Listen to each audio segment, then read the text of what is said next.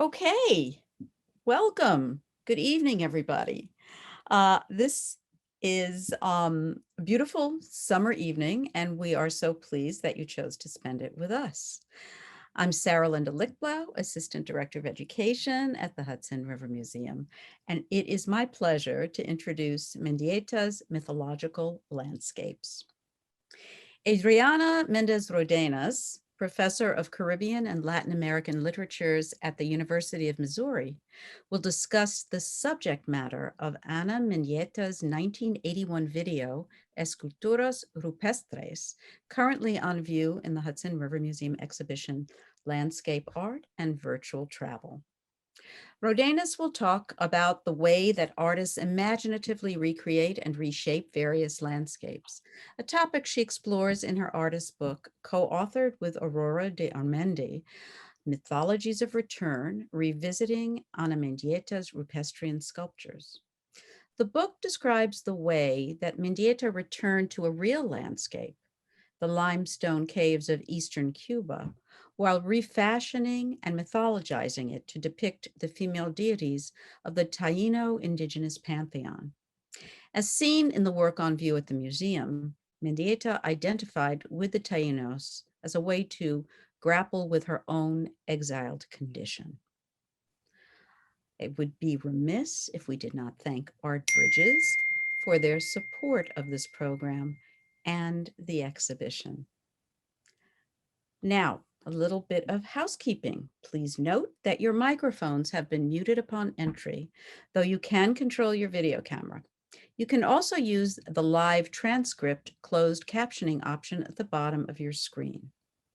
Should you have questions, comments, or concerns, we encourage you to type them in the chat throughout the course of the presentation, and they will be moderated by my colleague Olivia Cipriano at the conclusion of Professor Méndez Rodenas' commentary. And now I am honored to introduce Professor Adriana Méndez Rodenas.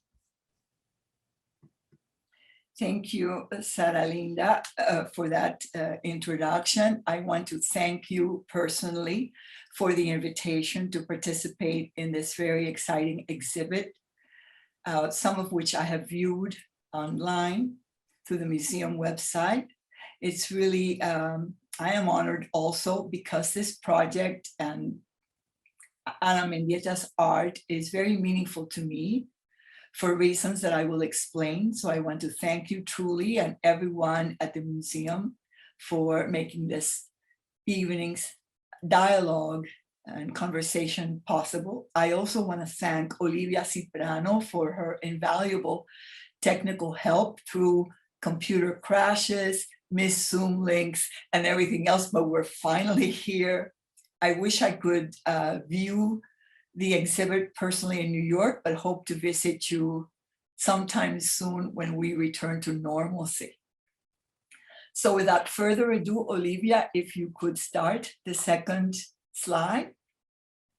That is of a very famous Iowa landscape, Old Man's Creek near Iowa City. And I chose this image because if you look at the river, it almost looks like the shape of some of Mendieta's later silhouettes that she made on the Iowa mud earth. And I wanted to briefly start my presentation on a personal note, explaining my approach to Ana Mendieta, where I am coming from in my approach to her art. First and foremost, I approach her art, and her art resonates with me at a very deep personal level because I'm also Cuban American and a member of the generation to which she belonged. And like Ana, Iowa was my adopted home for many years. I was a professor at the University of Iowa for many, many years. And there I had the opportunity to visit sites like Old Man's Creek, where Ana first created her early silhouettes. One of the things that struck me as I was preparing this presentation and that I wanted to share with the public in New York and at large, who will be joining us, is that I wanted the audience to have a sense of contrasting landscapes. The somber hues of the Iowa earth, modeled in brown mud and leafless trees, contrasted to the brilliant green of Cuba's tropical vegetation and the aqua to azure hues of the ocean. Like Ana, as I mentioned before, I belong to the generation termed by sociologists as the 1.5 generation. Who are we? We're a little bit strange because we're caught in between two countries. We are the sons and daughters of the first wave of Cuban exiles who left Cuba during the early 60s, in other words, right after the revolutionary takeover of 1959.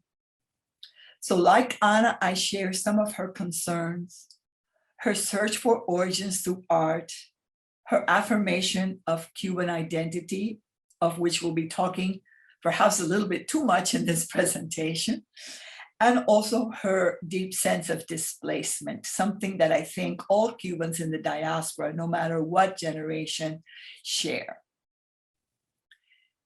Ana Mendieta contributes to the Hudson River Museum's exhibition on landscape art and virtual travel on many levels, but primarily because the connection to nature is a centerpiece of her art.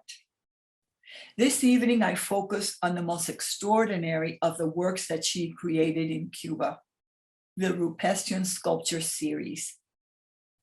In tonight's presentation, I will situate Ana's art within a broader tradition of landscape art, talk about the setting where she created the Rupestrian sculptures, and then explain the way that she mythologized the landscape by refashioning the deities of the Taíno pantheon.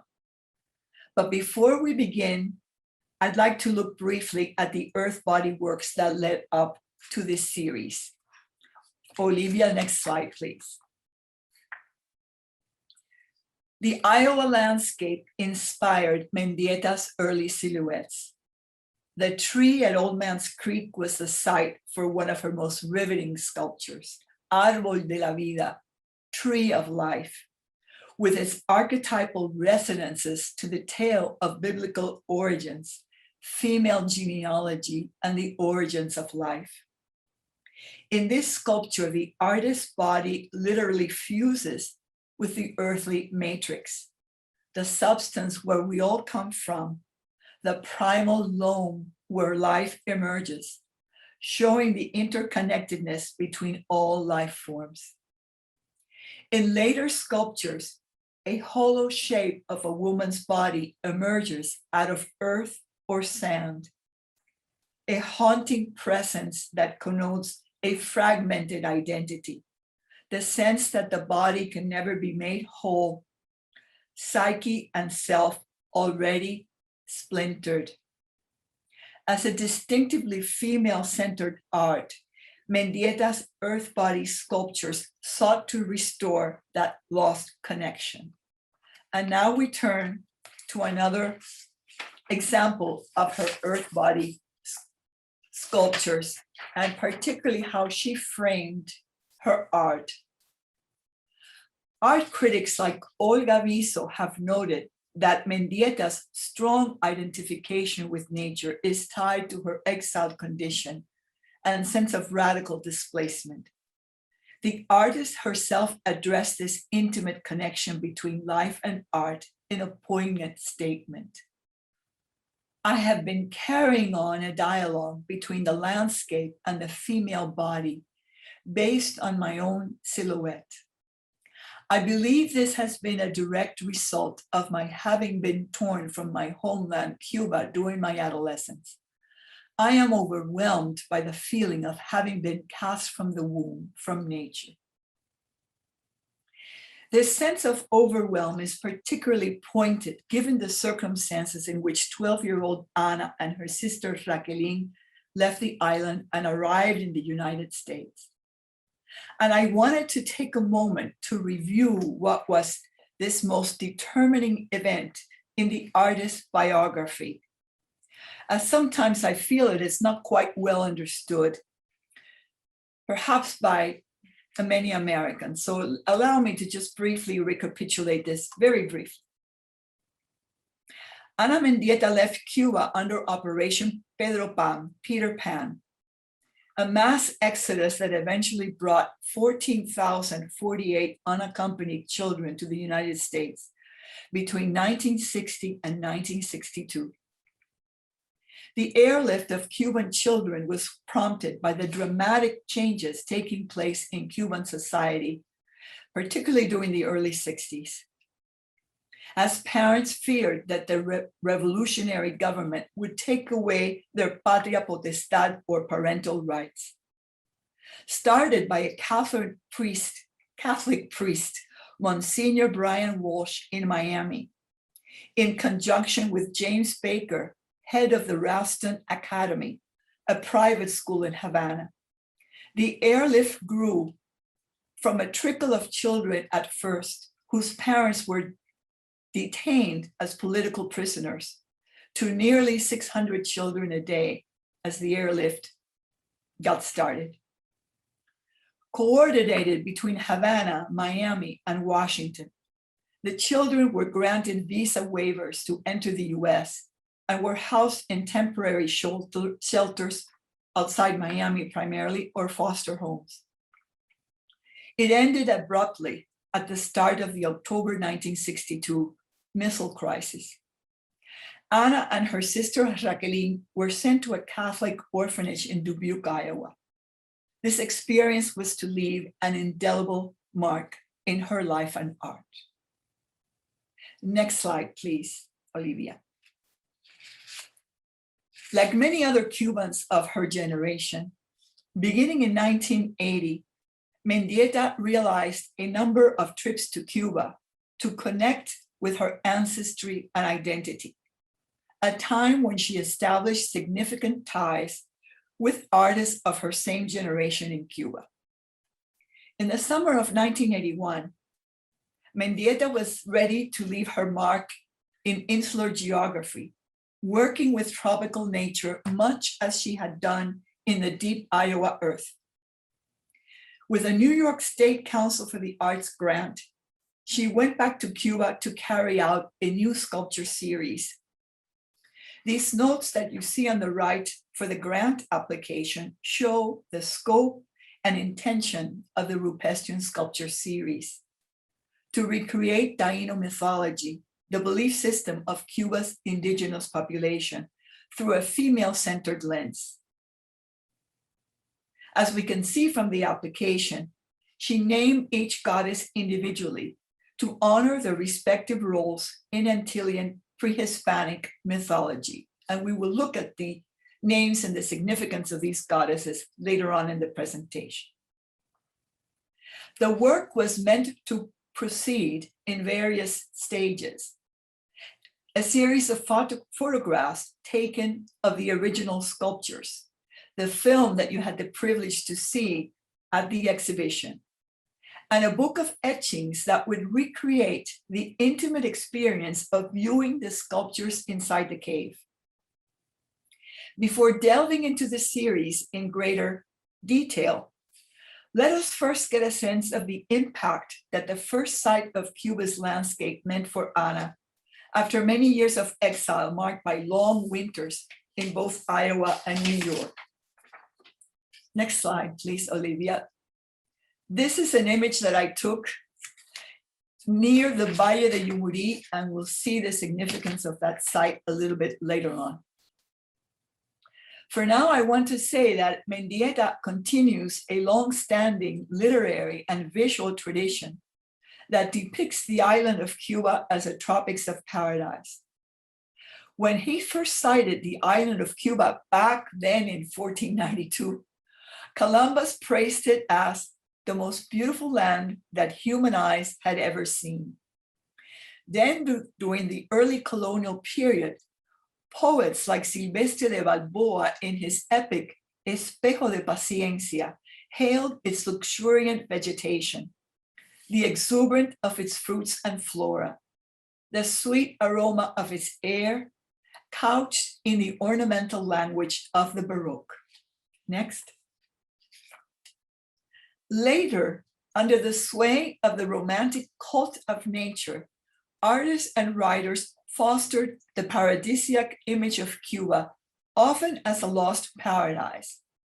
And the most famous of our 19th century writers, Gertrudis Gómez de Avellaneda, who straddled both countries, Cuba and Spain, bemoaned the loss of her Edén querido, beloved Eden, in a famous sonnet titled Al Partir, upon departure, written as the ship sailed away from the shores of Santiago de Cuba en route to Spain, where she was to remain during all of her literary career, coming back to Cuba only for brief stays. Here I quote from one of her most famous works, an anti-slavery novel titled Sab, where she described the Cuban landscape as a vast and magnificent garden. Next. Another version of the romantic cult of landscape is by 19th century artist Esteban Chartrand. I chose this image because of its melancholic mythologizing of landscape through light. Notice also the accent on the lone palm tree. Next. This iconic landscape of the palm tree, the vegetation, the valley, surfaces in 19th century travel writing. In other words, travelers from Europe who came to the tropics and to Cuba for the first time and were awed by the spectacle of tropical nature. One of my favorite travelers is Frederica Bremer, a Swedish novelist and early feminist who traveled to the US and Cuba in 1851 and 1852. This is taken from an album where she recorded her impressions of Cuba. And it is also a view of the famed Valle de Yumurí that you saw before.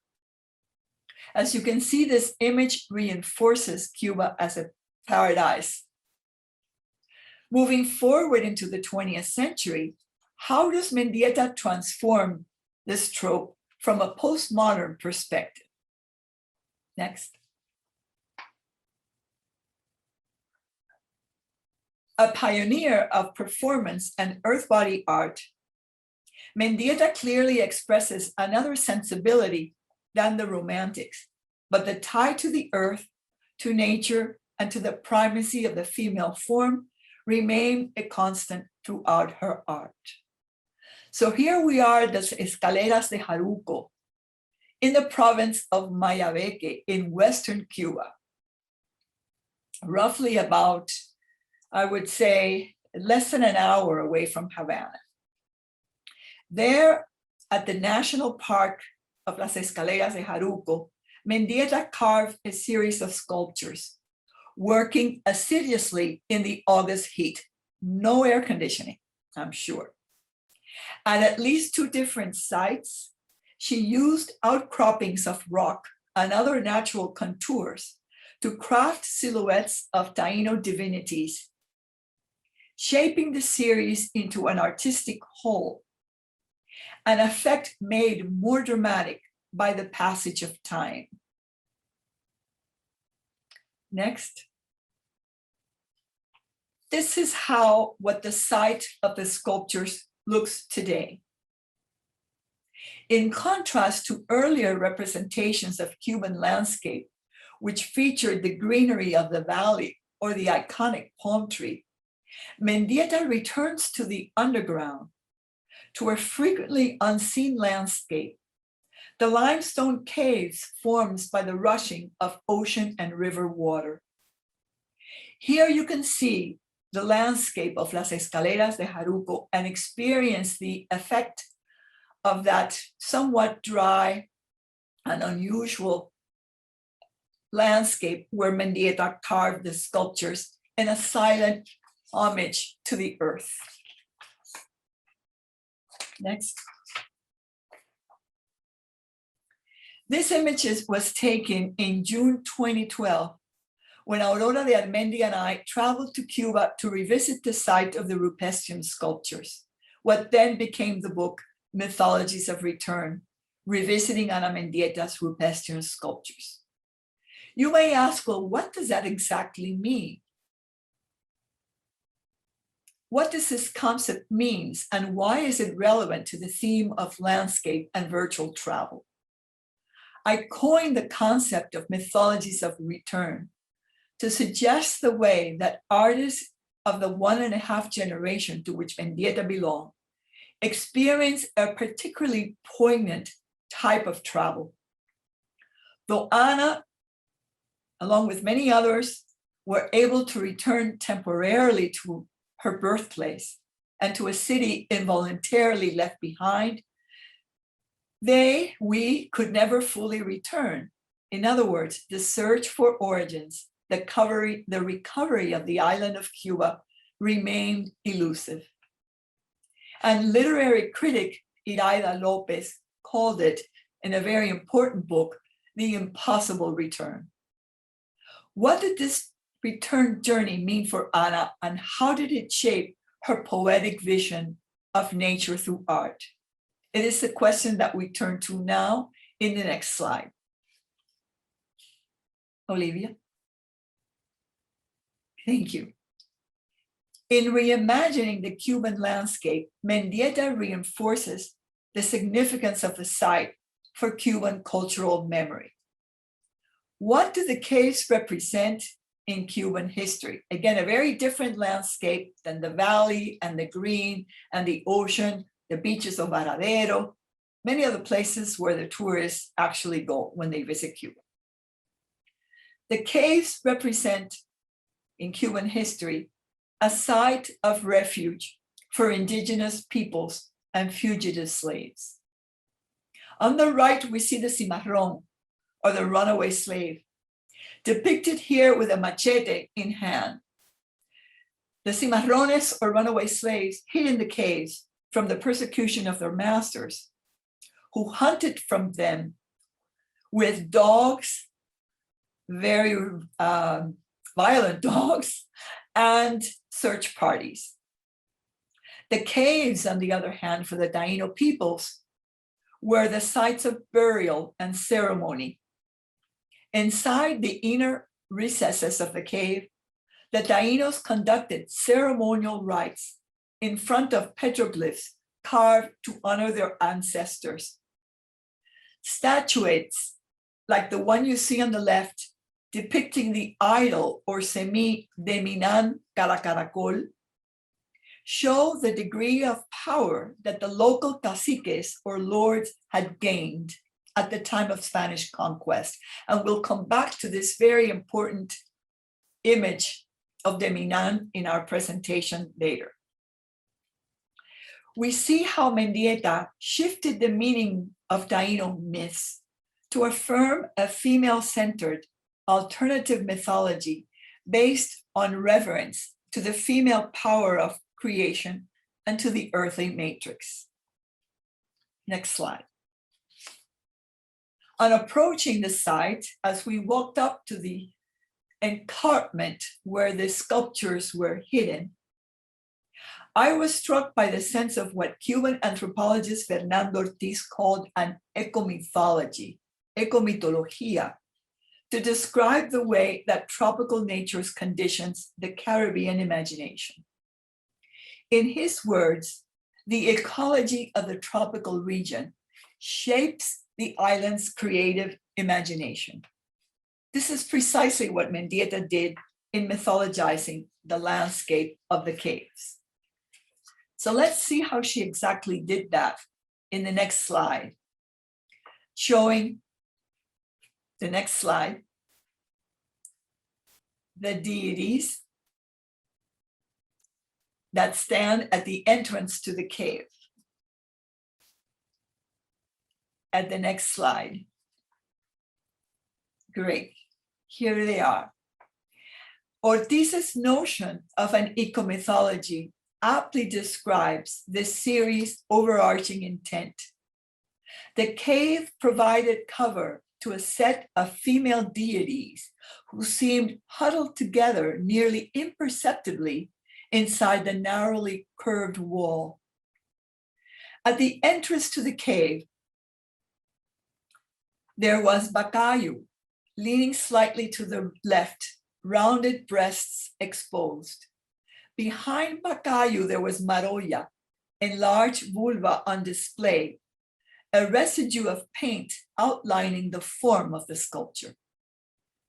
The image of the twin deities, Bakayu and Maroya, god of the light of day and goddess of the moon, suggests the melding of rock and image.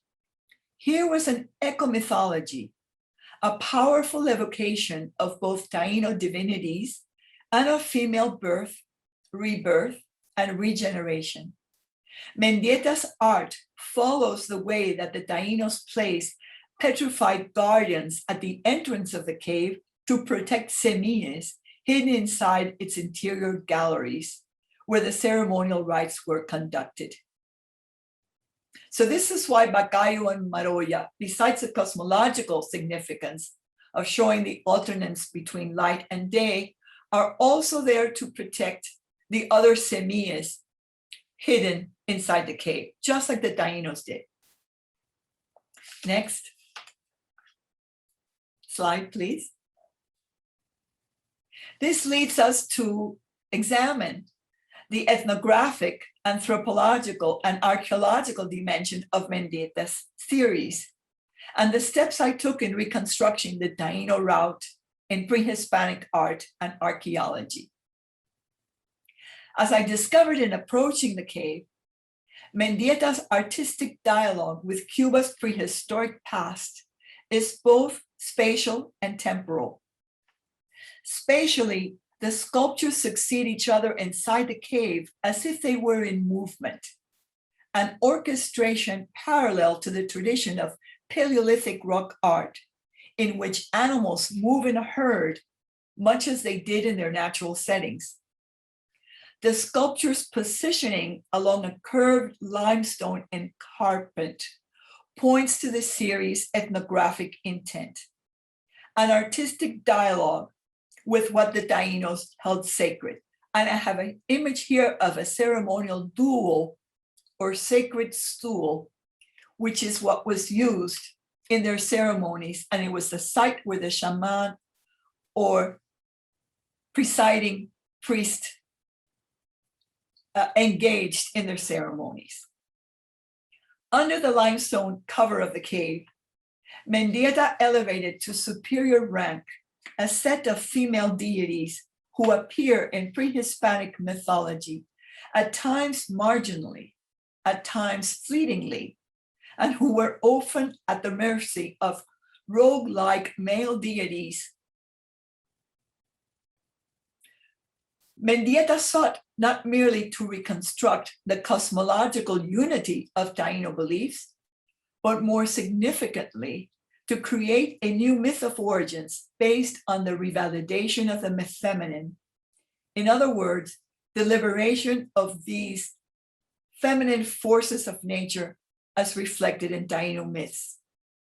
What I'm suggesting then is that Mendieta refashioned Taíno mythology in order to invoke a new layer of meaning, the sacralization of the female life cycle, a staging of women's bodily mysteries. So let's turn now to the next slide.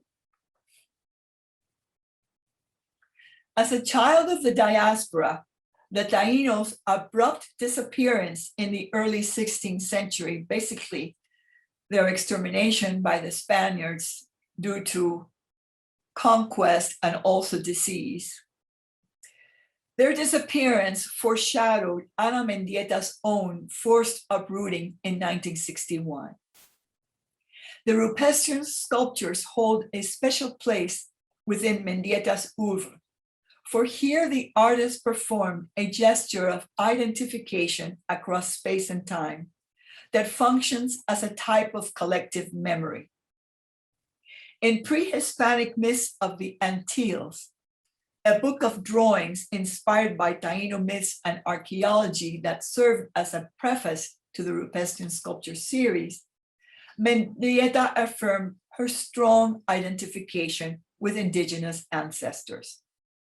As a Cuban American and cultural inheritor of the Taíno culture, I want to make a small publication, a collaboration, you might say, between them and I, using their myths and my drawings. Mendieta's art dramatized most vividly the parallel between the extinction of indigenous population in the remote past and her own exiled condition in the present, the result of similar colonial histories. The notes included in pre-Hispanic myths of the Antilles and that are reproduced in, I show the cover here of Bonnie Clearwater's Ana Mendieta, a book of works, explain the artistic purpose and method that Mendieta used in creating the Rupestrian sculptures. Next slide. Mendieta's understanding of Taíno mythology derives from a crucial archival source, a late 15th century colonial chronicle written by Ramon Pané, a Catalonian friar who accompanied Columbus on his second voyage. Pané's Relación, an account of the antiquities of the Indians, 1498, is the only written record that we have of Taíno beliefs, a chronicle that stitches together shattered fragments of Taíno cosmology in Castilian Spanish, and certainly from the point of view of a friar who was not really knowledgeable about Taíno culture. José Juan Arrón, professor of anthropology at Yale University, edited and translated Pané's account in English, the only extant document of pre-Antillean beliefs. Arrón also wrote Mitología y Artes Prehispánicas de las Antillas, Mythology and Arts of the Pre-Hispanic Antilles, a work published in 1977, which clearly influenced Mendieta, given the similarity of the title that she used in her own pre-Hispanic myths of the Antilles. Indeed, in the third iteration of Rupestrian sculptures, which was the Book of Etchings, Professor Arrón was meant to write the preface to the book, to the Book of Photo Etchings, which Mendieta intended as a culmination of the series, and which she never finished due to her untimely death in 1985. Pané's retelling of the story of women's origin must have held particular fascination for Mendieta, for as we shall see, she lives practically word by word his description of the myths in her notes to pre-Hispanic myths of the Antilles. What follows is an example of how Mendieta mythologized the landscape as she refashioned Taíno myths for her own artistic purposes. Next slide.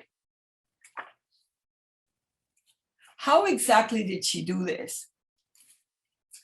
So let's delve a little bit in what the Taíno cosmology looked like and what some of their basic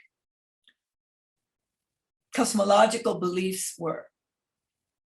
Let's take a look at this formidable figure on the right with an absolutely unpronounceable name, Yukao Bagua Maorokoti.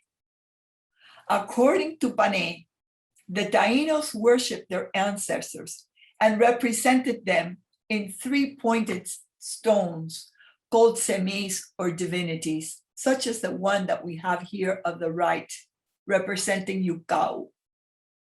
Yukao was the Antillean trinity who created land, peoples, and seas. At the time of Spanish conquest, the Taínos were undergoing a period of transition. They were shifting the basis of their culture from a matriarchy to a patriarchy. as shown by archaeological artifacts such as his three-cornered stone. Powerful lords or caciques ruled over dispersed communities, relegating women to a subservient position. Mendieta shifts this mythology, emphasizing female divinities and their connection to the natural world. While in her notes on pre-Hispanic myths of the Antilles, she lists quotes from Panay's account almost literally, in the Rupestrian sculptures, she visually accents and reaffirms the continuity of matriarchy. So let's go to the next slide and see how this shift occurs. In order to better appreciate Mendieta's method, let's take a look at one of the most important of Taíno artifacts, the ídolo de Patana, a gran semi, a great semi, much venerated, who was discovered and also plundered by American archaeologist M.R. Harrington in 1915. The idol was located originally in a cave, the cave of Patana in the province of Guantánamo in eastern Cuba. Depicting the rain god Boinayel, the ídolo de Patana is typical of the phallic-shaped petroglyphs that attest to the worship of ancestral semis or deities. However, Boinayel, outlined on the right in order to better appreciate its size, is distinct due to the grooved incisions which emphasize, according to Harrington in his book, Cuba Before Columbus, quote, limbs and male genitals. In contrast to this tradition, Mendieta reverses the gender of Taíno petroglyphs, as we shall see in the following cosmological deities. Next slide, please. We have already seen how she starts the series with the twin cosmological deities of Bacayu and Maroya. In the notes for pre-Hispanic myths of the Antilles, she invokes Panay's description in account of the antiquities of the Indians of how Bacayu and Maroya emerged from a cosmic site to give origin to the alternating cycle of day and night, the rhythm between rainfall and clear skies. That's why the two sculptures are again placed near the opening of the cave to invoke the ritual passage of time. Let's look more closely at Maroya, the moon goddess, in the next slide. The way Mendieta crafted Maroya, the moon, reveals what art historian Lucy Lippert calls the tactic of overlay, which means how the artist glosses over or overlays a previous prehistoric or archaeological site. However, I believe that Mendieta does something also more original. Following the ancient practices of the Taínos, she used, and I quote here from Visu, the naturally occurring form of stalagmites to determine the shape of sculpted cave figures. But she also parts ways with this method in a significant way. Rocking slightly to the right, Mendieta's Maroya chisels in stone the soft outlines of a female vulva, suggesting the lunar deity's influence over women's life cycle. Primitive societies measured time in terms of the lunar month. The moon's waxing and waning manifested a universal cycle of birth, decline, and regeneration. Hence, Maroya's prominently displayed femininity evokes a similar cycle of renewal, what French anthropologist Mircea Eliade calls an eternal return that endows female sexuality with a sacred aura. Let's look at the next slide. Waban 6. So these are two images that I took in the Museo Bacardi in one of my visits to Cuba, and they are now in the Museo Bacardi by the name. That is the family who founded the famous Bacardi rum. now produced in Puerto Rico. But anyway, let's go back to our serious matters on hand and examine Guavansex. Who is this figure? The strong, billowing winds which periodically ravaged the Caribbean archipelago made Huracán, hurricane, the most feared deity in the Taíno pantheon. For Cuba's pre-Hispanic peoples, the hurricane had both a masculine and a feminine character and was perceived as both good and evil. As a female counterpart to Huracán, hurricane, in Hispaniola, present-day Dominican Republic, Guavansex was ranked as high as the male god, according to Ortiz in his classic study that we saw before the hurricane. For Guavansex created the storms and united the winds and the water. Image of this powerful semi mirrored the force of an erratic, ranging tempest of wind and water. To dramatize the path of the hurricane, Guavansex was depicted as an anthropomorphic figure whose arms sway upwards in a double spiral, a figure meant to signify hurricane winds blowing across the horizon in opposite directions. So this is what we see here in both of these Taíno artifacts, particularly the one on the right. Slats cut into the rock effectively conveyed the movement of winds and rain. In other words, the effects of the rain god Boinayel that we saw before. So let's look at Guavansex in the Rupestrian sculpture series in the next slide.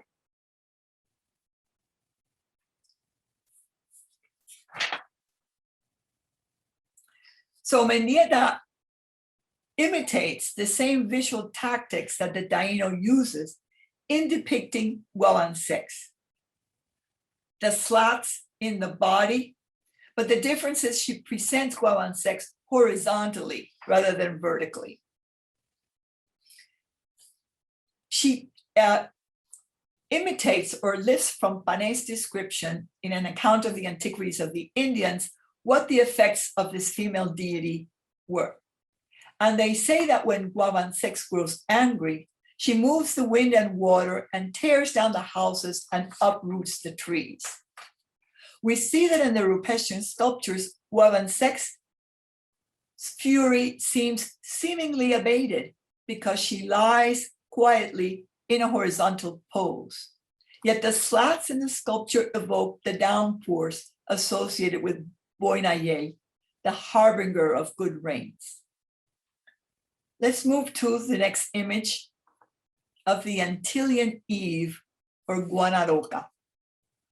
So far, we have seen how Mendieta's Rupestrian sculptures mythologizes landscape by rewriting indigenous cosmology and valorizing the female developmental cycle. Next, we come to the goddesses who impacted the origins of Taíno and by extension, Cuban and really Hispanic Caribbean culture. Guanaroca, first woman, derives from a central episode in Panay's account. At the dawn of Taíno cosmology surfaces the tale of Guayona. This powerful cacique ravished the women of Hispaniola and abducted them to a nearby island. Left all alone on the island, the men didn't know what to do. They soon grew vexed by the absence of females until one day they were surprised by the magical appearance of eel-shaped forms that hung loosely from the trees. What is this? Panay graphically narrates the actions of the phallic woodpecker responsible for the creation of womankind from these amorphous eel-like structures. Let's look at Panay's account. They looked for a bird called inriri, which makes holes in the trees. In our language is called a woodpecker. And likewise, they took those women without the sex of male or female, and they tied their hands and feet, and they brought the bird and tied it to their bodies. And believing they were trees, the bird began his customary work, picking and burrowing holes in the place where the sex of women is generally located. Imagine a 16th century Catalan friar celibate who had to write about this by order of Christopher Columbus, the admiral. In pre-Hispanic myths of the Antilles, Mendieta also accents the bird's action of peeking and piercing, an effect shown in her sculptured Guanaroca. First Woman suggests that this mythical episode marked a rite of passage, possibly the transition to puberty and the status a young girl gained in Taíno social hierarchy once she reached marriageable age. Next slide. Itiva Kaubaba. The last Taíno goddess, Itiva Kaubaba, is also the most important sculpture in Mendieta's series. A central figure in Taíno cosmology, Itiva Kaubaba surfaces in Pané's account as mythical mother of mankind, procreator of two sets of twins who represent the four cardinal points, seasons, and phases of the moon. As in the case of previous figures, Mendieta transforms the meaning of the goddess in the Taíno pantheon, infusing it with a message that still resonates with us today. Let us go back to Pané and see how he translated the tale of the mythical mother and of her son, Deminan Caracaracol, into his own Castilian idiom. Next slide. So here's Deminan Caracaracol, or the turtle woman that we saw before. And here I'm going to be a little bit elaborate. Since I'm a literary critic, I like to be as detailed as possible in detailing these myths, but it's absolutely fascinating, and it will help us glean an understanding of this sculpture much more fully. So here we go. Who was Deminan Caracaracol? Caracol means shell in Spanish, and cara means face. Deminan was the firstborn of Itiva's sons. But he wasn't such a good boy because he committed a series of ritual transgressions. The most serious is that he dared to steal cassava bread from his grandfather, the great cacique or Lord Bayamanaco. Cassava was the staple food of the Taínos. So this theft clearly meant that the young upstart wanted to usurp the elders' power and prominence in the community.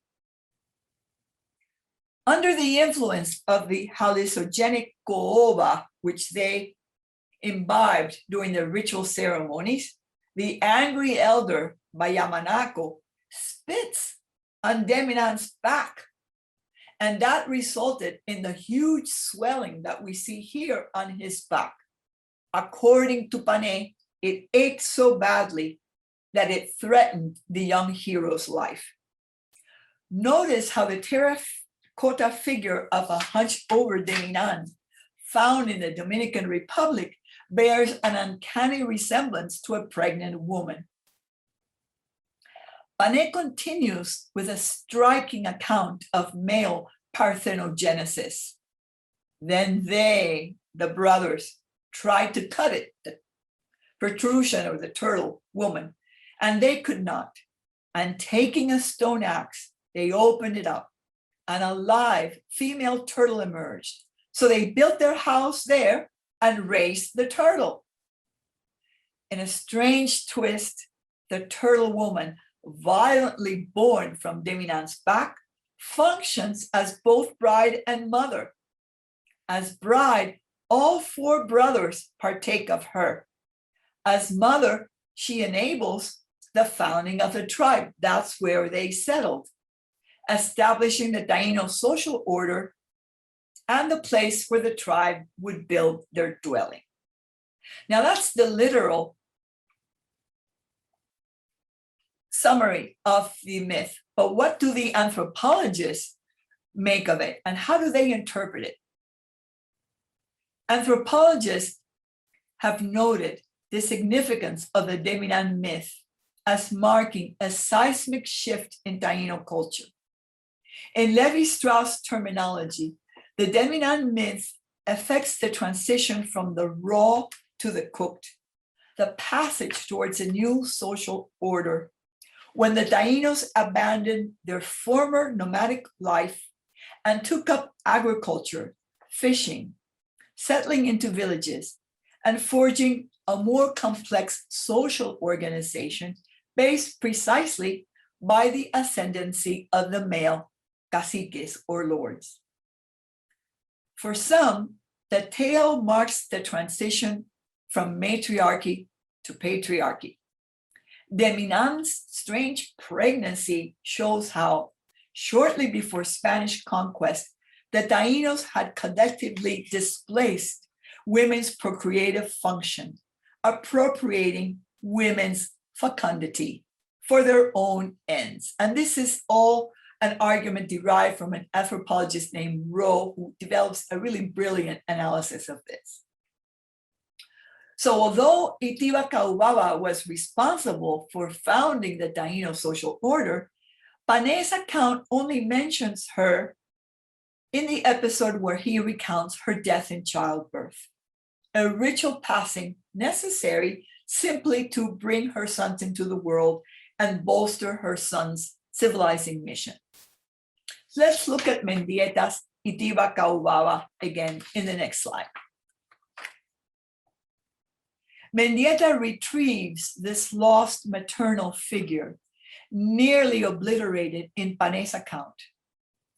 As if to reverse the patriarchal turn in Taíno cosmology, Itiba Caubaba resurfaces at the end of the Rupestrian sculpture series, an emblem of female energy and empowerment.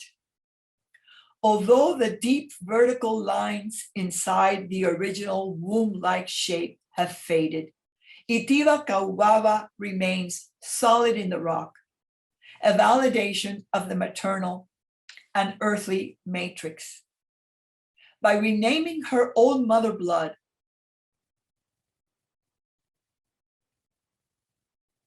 Mendieta makes her into a powerful icon of the originating feminine principle, thus displacing the supreme deity of the Taínos, the three-pointed phallic Yucao Bagua Maurocoti, whose triple rule over land, peoples, and sea is represented by the three cornerstones typical of pre-Hispanic archaeology. Although the Rupestrian sculptures sleep mute under the limestone, they are eloquent in unearthing a female genealogy, a narrative of origins that supplants the colonial version of indigenous cosmology. Let's turn to the next slide. And I thought the best way to conclude this presentation and see how Mendieta's art ties into the theme of landscape and virtual travel is by this absolutely riveting and inspiring quote that I'm going to read, and you can follow because it really sums up her poetics of the earth. My art is grounded on the belief in one universal energy which runs through everything, from insect to man, from man to specter, from specter to plant, from plant to galaxy. My works are the irrigation veins of this universal fluid. Through them ascend the ancestral sap, the original beliefs, the primordial accumulations, the unconscious thoughts that animate the world. There is no original past to reclaim. There is the void, the orphanhood, the unbaptized earth of the beginning, the time that from within the earth looks upon us. There is above all the search for origin. I think this moving quote echoes the beliefs of the school that we know today as deep ecology. Let's look at the next slide. where I examine the place of the Rupestrian sculptures in Cuban cultural memory. And when I say Cuban American, I also mean Americans too, who can identify with Ana and with the Cuban communities who are vibrant presences in cities like New York, Chicago, LA, and of course, Miami. The Rupestrian sculptures tells a story, shapes a narrative that resists the fragmentation of Taíno culture, the Taínos' dispersal as a people, the loss of their symbols and rites. Constantly dissolving in the nature, they have already dissolved into nature, they're quite faded now. The sculptures merging into stone recall the Taíno ecosystem, as well as Mendieta's poetics of fusion with the earth. Like the Taíno words still spoken in Cuban Spanish, Mendieta's sculptures leave another trace, the memory of a return to origins, as in her wonderful Poetics of the Earth statement, richly reenacted by successive generations of Cubans, and also by the many Americans, Europeans, and visitors who travel to the site. The series is related to something that the Taínos called areitos. This was their ritual dance of remembering that they practiced in circles, such as the one we see here. And they danced around the circle to ritually recall their ancestors. It was also the title of a journal published in New York City during the 70s by members of the 1.5 generation to which Ana belonged. On the right, we see a sculpture by contemporary Cuban artist Tania Bruguera, in which she pays tribute to Ana Mendieta with a similar type of rock sculpture embedded in the earth. So works like this, two works, show us that Mendieta's dialogue in stone enacts a mythology of return in Cuban American literature and art, folding into the collective memory of island and diaspora. By recuperating figures central to Taíno cosmology, Mendieta brought the Taínos and herself back to the source, creating new mythologies of return for generations to come, and open not only to Cubans and Cuban Americans, but to any of the visitors that happen to find the site today. Let's turn to the last slide, myth and history. Other caves within las escaleras de Jaruco, such as La Cueva de Aguirre, Aguirre's cave that we see here, were sites tied to other periods of Cuban history. For example, at the Cueva de Aguirre, Aguirre's cave, leaders of the independence movement hid away their arms from the Spanish royal troops, or even hid there to escape from battles waged with the Spanish loyalist troops. So Mendieta's series is linked not only to the mythologizing of landscape, but also to the mythologizing of history. The site of the caves is a lieu de mémoire for the remembrance of the past and an interpretation of the present. And the site today, as Iraida Lopez and other critics have noted, of secular pilgrimages where we go in search of Ana's art and her validation of landscape and the female shape. With that, I end, and I thank you for your attention to this presentation. I am happy to answer any questions. Thank you very much.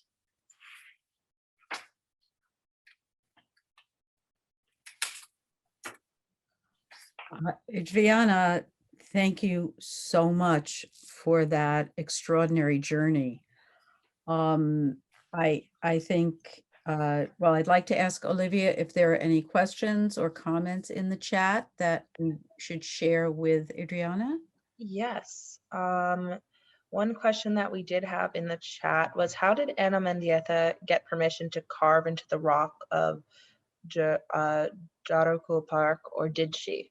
Yes, so that kind of ties in, and I hate to be kind of, I don't want to sound like a broken record, but that is explained by a little bit of what happened towards the end of the 1970s. So in 1977, I was a graduate student at Cornell University, Ithaca, New York, beloved Ithaca.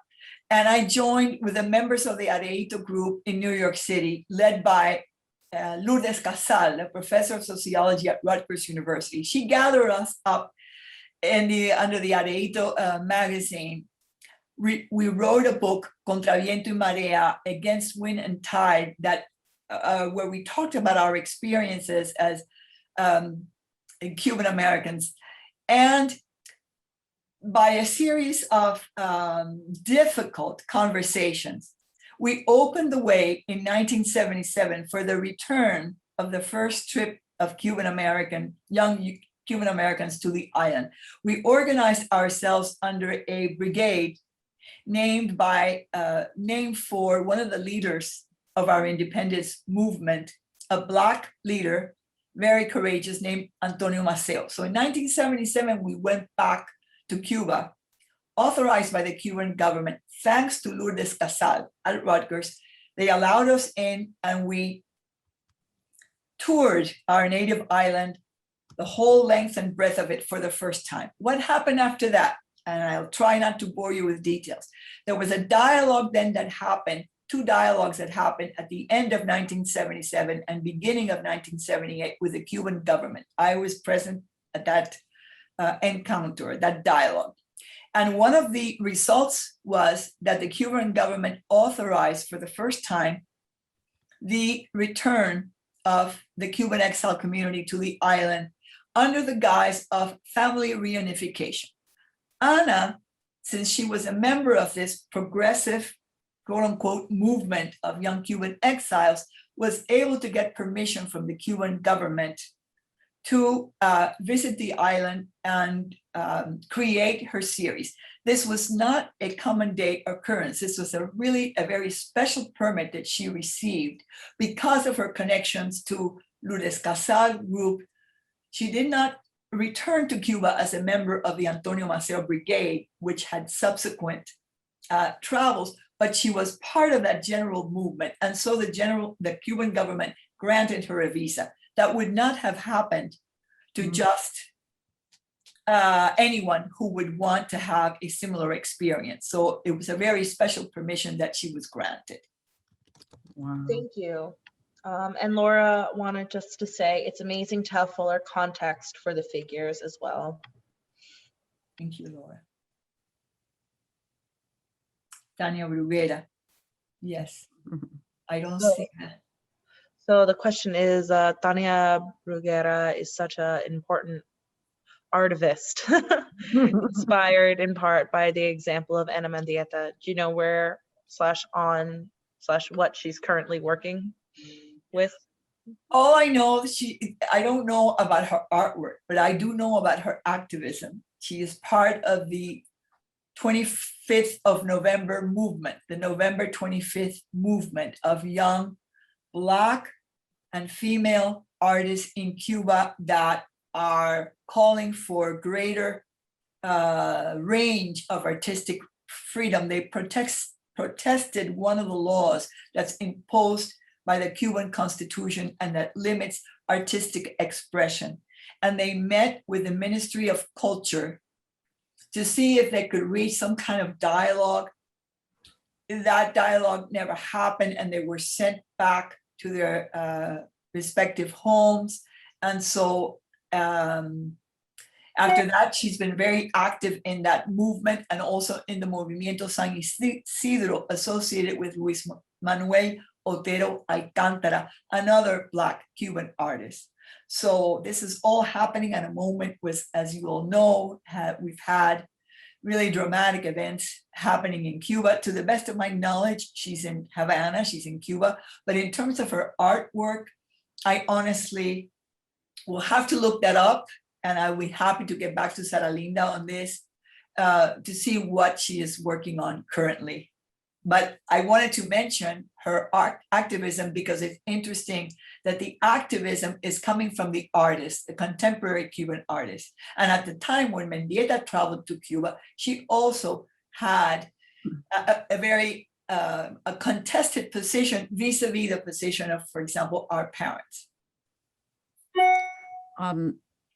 Olivia, anything else before we wrap up? And I think that's all in the chat. okay, So thank you so much. thank you. Adriana. Adriana, thank you, Olivia, and thank you, Laura, for your comments.